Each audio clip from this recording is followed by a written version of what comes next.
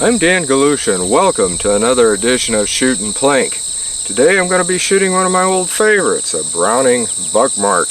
But we're going to be doing something a little bit different.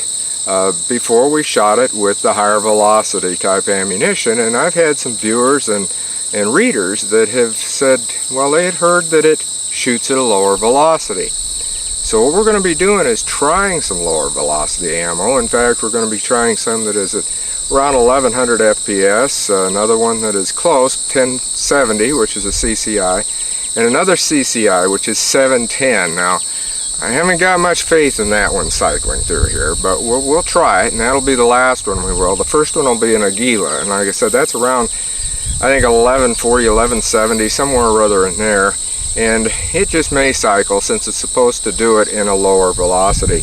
But we're going to give it a try and take some shots at 3 different target areas.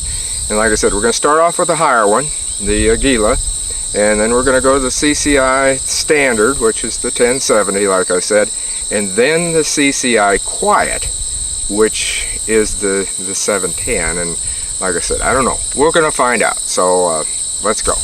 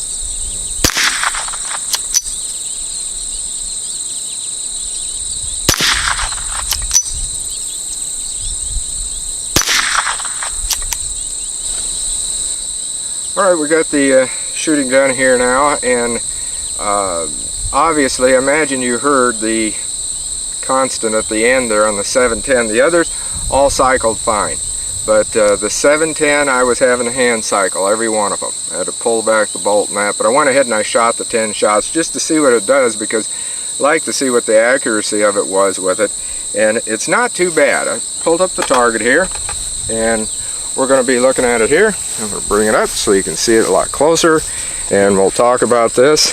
This was the highest velocity, the Aguila, and yes, it hit the target, but unfortunately it wasn't as accurate as this. This was the CCI.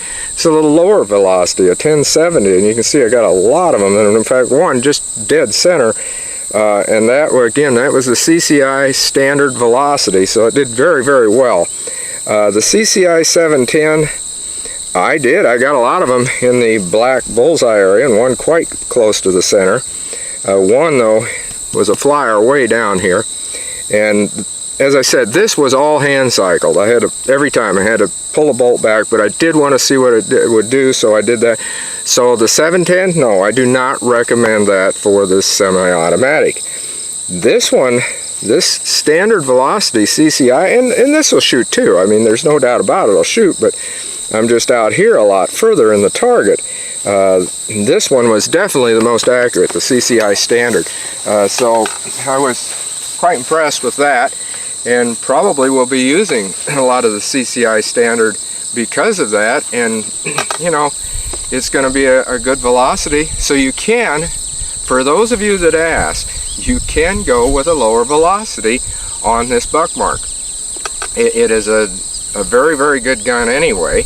And I grab it right here.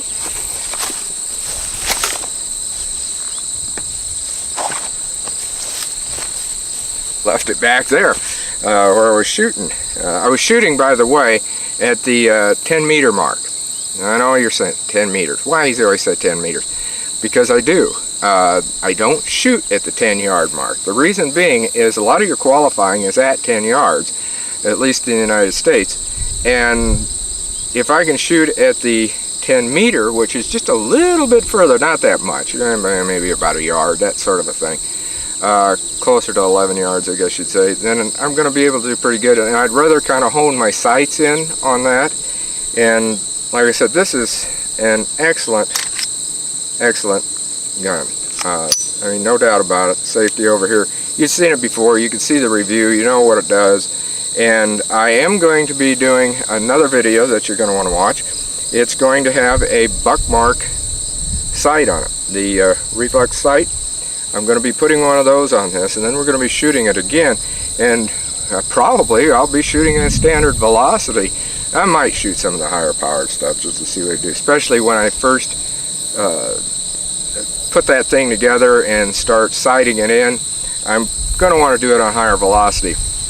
Another thing, this was, like I said, something that I wanted to see what it would shoot, and it may eventually shoot that lower one if I keep shooting with some higher velocity. It's good to break it in with a higher velocity ammo.